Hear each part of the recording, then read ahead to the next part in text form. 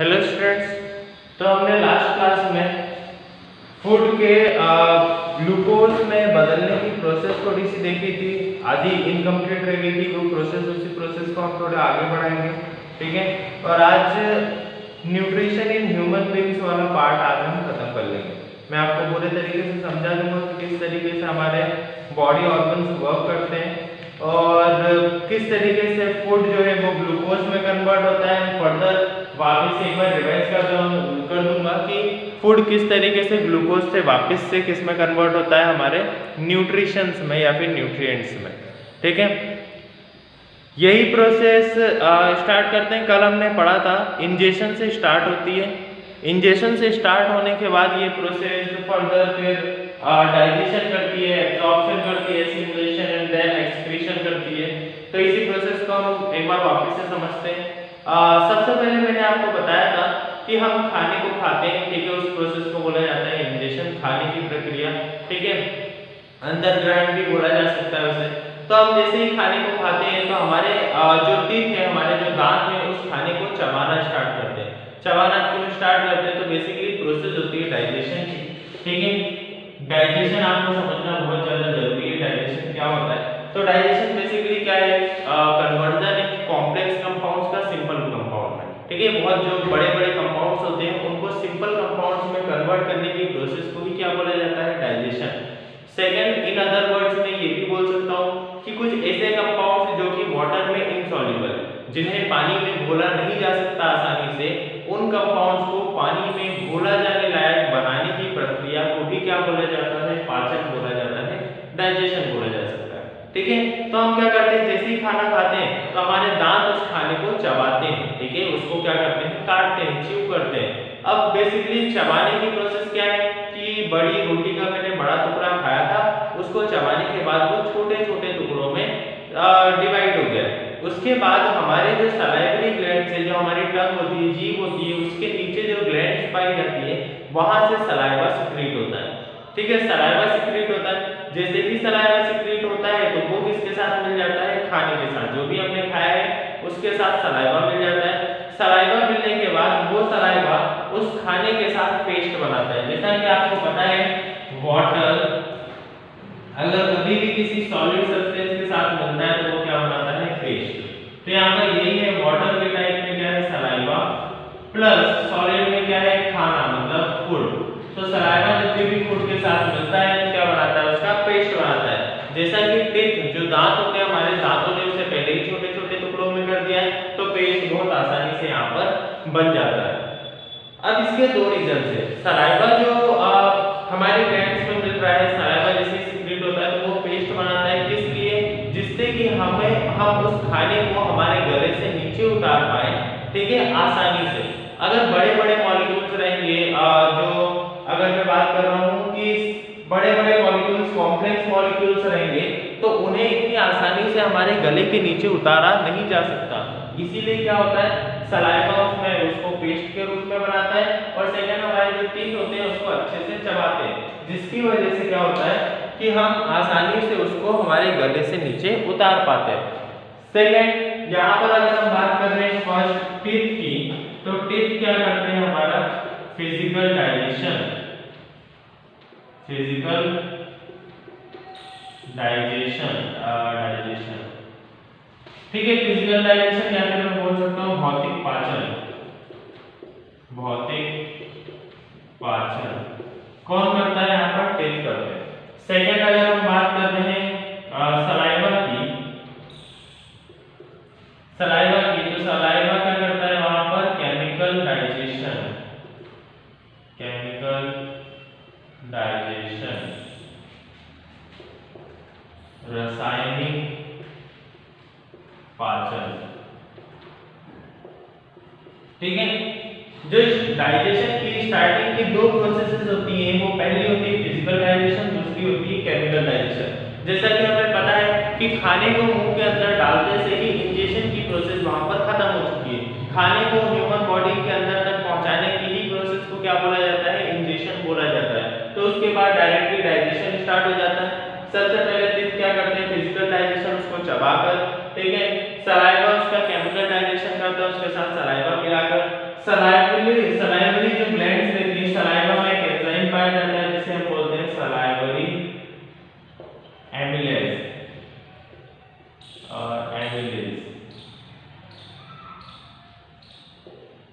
ठीक है, सलाइवा एम्बलीज नाम का एंजाइम पाया जाता है जो कि क्या करता है वहां पर जो भी खाना रहता है उसमें मिल जाता है। ठीक है, अब यही सलाइवा जैसे ही इसका पेस्ट बन जाता है खाने का तो हमारे गले से नीचे उतरता है। नीचे जैसे ही गले से लेकर स्टमक तक की जो हमारी एक पाइप है, ठीक है, उसे फूड पाइप बोला जाता है, जिससे खाना गले से लेकर स्टमक तक जाता है, मतलब पेट तक जाता है। तो वो फूड पाइप खाने की नली का, या फिर हम क्या बोल सकते हैं, उसी को बोला जाता है ऑइसोफेगस। ठीक है, ऑइसोफेगस बेसिकली क्या है, फूड पाइप है जिसकी वजह से खाना हमारे गले से कहां तक जाता है, स्टमक तक जाता है। अब ऑइसोफेगस मान लिया हमने कि जैसे ही खाना ऑइसोफेगस में जाता है तो ऑइसोफेगस बेसिकली क्या करती है, एक मस्कुलर पाइप होती है। ठीक है, मस्कुलर पाइप और बेसिकली उसका काम क्या है, वो दो चीजें करती है, contraction and swelling, contraction and swelling. ठीक है, कॉन्ट्रैक्शन एंड स्वेलिंग, इसका मतलब क्या है, कॉन्ट्रैक्शन का मतलब क्या है, स्वेलिंग का मतलब क्या है। तो आप ऐसे समझ सकते हैं, एक पाइप है वो बेसिकली दो मूवमेंट करती है, वो पहले जुड़ती है फिर स्वेल होती है, कॉन्ट्रैक्ट होती है स्वेल होती है, कॉन्ट्रैक्ट होती है स्वेल होती है, मतलब फूलती जाती है पिचकती जाती है, फूलती जाती है पिचकती जाती है, यही है कॉन्ट्रैक्शन और स्वेलिंग, कॉन्ट्रैक्शन और स्वेलिंग। तो बेसिकली इसी टाइप के मूवमेंट को क्या बोला जाता है, कॉन्ट्रैक्शन एंड स्वेलिंग मूवमेंट, और यही मूवमेंट रिस्पांसिबल है हमारे खाने को स्टमक तक पहुंचाने में। ठीक है, अगर ऑइसोफेगस में ये मूवमेंट नहीं होगा तो हमारा खाना कभी भी प्रॉपर स्टमक तक नहीं जा पाएगा, बीच में ही अटका रहेगा। ठीक है, आप जैसा कि जानते हैं कि हम खाना खाते हैं तो हम ऊपर से कोई फोर्स नहीं लगा रहे हैं कि खाना सीधे स्टमक में जाए। ठीक है, तो इसी तरीके से उसमें मूवमेंट होता रहता है जिसकी वजह से खाना कहाँ चला जाता है, स्टमक में चला जाता है। Stomach basically three muscular structure है। ठीक है, मतलब जो उसकी वॉल्स हैं वो तीन मसल्स से बनी हुई है। ठीक है, थ्री ट्यूबुलर मस्कुलर स्ट्रक्चर है। जैसे ही स्टमक में खाना जाता है तो स्टमक की वॉल्स क्या करती है, उसमें गैस्ट्रिक जूस सिक्रीट करती है।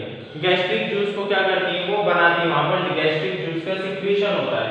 अब गैस्ट्रिक जूस क्या है, तो गैस्ट्रिक जूस बेसिकली एक लिक्विड है जो कि तीन चीजों से मिलकर बना हुआ है।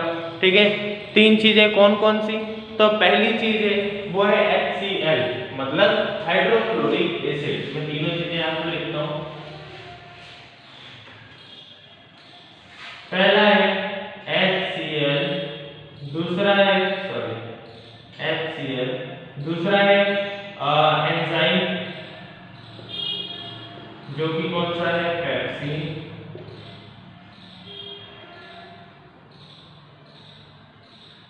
तीसरा है एंजाइम जिसे हम क्या बोलेंगे, म्यूकस, MUCUS, पेप्सिन और म्यूकस और HCl। इन तीन चीजों से मिलकर क्या बना होता है, हमारा गैस्ट्रिक जूस बना होता है। तो आप अगर देखोगे तो सबसे पहला क्या है, HCl है। HCl क्या होता है, एसिड होता है। ठीक है, हाइड्रोक्लोरिक एसिड।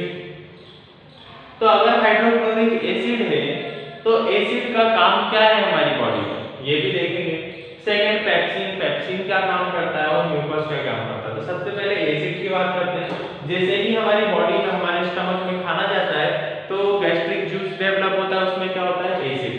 एसिड क्या करता है, वहां पर बेसिकली एक मीडियम प्रोवाइड करता है, वो पूरे खाने को एसिड में क्या कर देता है, डुबो देता है एक तरीके से। ठीक है, वहां पर पेप्सिन नाम का एंजाइम वर्क करता है। अब एसिड की रिक्वायरमेंट क्या है, तो रिक्वायरमेंट ये है कि पेप्सिन तब तक काम नहीं करेगा जब तक एसिड नहीं होगा। ठीक है, अगर एसिडिक मीडियम है तभी जाकर पेप्सिन काम करेगा, नहीं तो पेप्सिन काम नहीं करेगा, ये सिंपल है। ठीक है, एसिड अगर होगा तो पेप्सिन काम करेगा, नहीं तो नहीं करेगा। अगर ऐसा है, पेप्सिन करता क्या है, जितना ज्यादा इंपॉर्टेंट है, तो पेप्सिन क्या करता है, हमारी बॉडी में, हमारे स्टमक में जो फूड गया है उस फूड में से प्रोटीन को डाइजेस्ट करता है, प्रोटीन को एब्सॉर्ब करता है। ठीक है, प्रोटीन के डाइजेस्ट करने का काम किसका है, पेप्सिन का। तो अब आपको समझ में आ गया होगा कि पेप्सिन को इतनी ज्यादा इंपॉर्टेंस क्यों मिल रही है। ठीक है, पेप्सिन बेसिकली प्रोटीन को डाइजेस्ट करेगा, जो भी हमारे फूड में प्रोटीन था उसको वो डाइजेस्ट करेगा। सेकंड HCl हो गया, पेप्सिन हो गया, हमने ये मान लिया कि HCl क्यों लिया है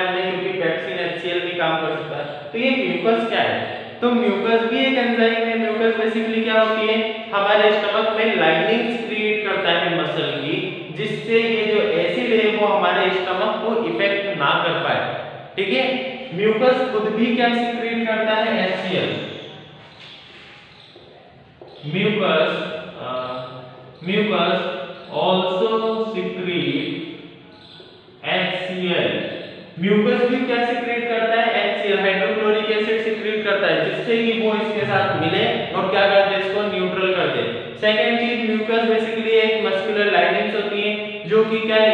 हमारे स्टमक को एसिड से बचा कर रखती है। अगर म्यूकस ने HCl एसिड सीक्रेट नहीं किया, मतलब म्यूकस से सीक्रेट नहीं हुआ, तो वो इसको डाइल्यूट नहीं करेगा और हमारे पेट में छाले पड़ जाएंगे। ठीक है, अल्सर्स हो जाएंगे, हमें छाले हो जाएंगे। तो ये तीनों चीजें आपको समझ में आई होंगी। अब हमारे जो स्टमक है, हमारे स्टमक से ये क्लियर हो गया कि इन तीनों चीजों ने, मतलब म्यूकस, पेप्सिन और HCl एसिड ने खाने में से प्रोटीन को निकाल लिया है। अब खाना कहाँ जाता है? स्मॉल इंटेस्टाइन में। ठीक है, स्मॉल इंटेस्टाइन में जाता है। अब इसको स्मॉल इंटेस्टाइन क्यों बोला गया? इसकी जो लेंथ होती है वो 6.5 मीटर तक होती है। ठीक है, जनरल नॉलेज के लिए आप लोग लिख लेना कि जो लेंथ ऑफ इंटेस्टाइन होती है, length of small intestine in human being is 6.5 metre. ठीक है, छोटी आंत की लंबाई किसी मानव शरीर में 6.5 मीटर होती है। ठीक है, तो इसको स्मॉल क्यों बोला जा रहा है? 6.5 तो बहुत बड़ी लेंथ हो गई। स्मॉल इसको इसलिए बोला जाता है क्योंकि ये लंबी तो होती है लेकिन बहुत पतली होती है। ठीक है, हमारे बॉडी में दो तरीके की इंटेस्टाइन पाई जाती है, स्मॉल और लार्ज। तो उनको स्मॉल और लार्ज उनकी लेंथ से नहीं बोला जाता, उनके वाइडनेस से बोला जाता है। उनके नैरो है वो या वाइड है, इसकी प्रवृत्ति से बोला जाता है कि वो स्मॉल इंटेस्टाइन है या बिग इंटेस्टाइन है। अब यहाँ से बहुत सिंपल सा काम है। स्मॉल इंटेस्टाइन में जैसे ही फूड हमारा जाता है तो वहाँ पर स्मॉल इंटेस्टाइन की जो वॉल्स होती हैं वो उस फूड में से जितने भी कंपाउंड्स होते हैं, जैसे कि हमारा हो गया nucleic acid, vitamins, proteins, carbohydrates, fats, जो भी हमारे काम की चीज़ें होती हैं वो सब कहाँ आ जाती हैं? एब्जॉर्ब करके हमारी बॉडी में भेज देती हैं, ब्लड में डाल देते हैं और ब्लड हमारी पूरी बॉडी में पहुंचा देता है। और बाकी का जो भी वेस्ट है वो लार्ज इंटेस्टाइन से होता हुआ बाहर निकल जाता है हमारी बॉडी से। ये बेसिकली प्रोसेस है पूरी कि हम खाना किस तरीके से खाते हैं, इंजेशन से लेकर ये एक्सक्रीशन तक की प्रोसेस है। अगले लेक्चर में हम इसके बारे में थोड़ा सा और कंटिन्यू करेंगे और आगे बढ़ाएंगे हमारे चैप्टर को। Thank you.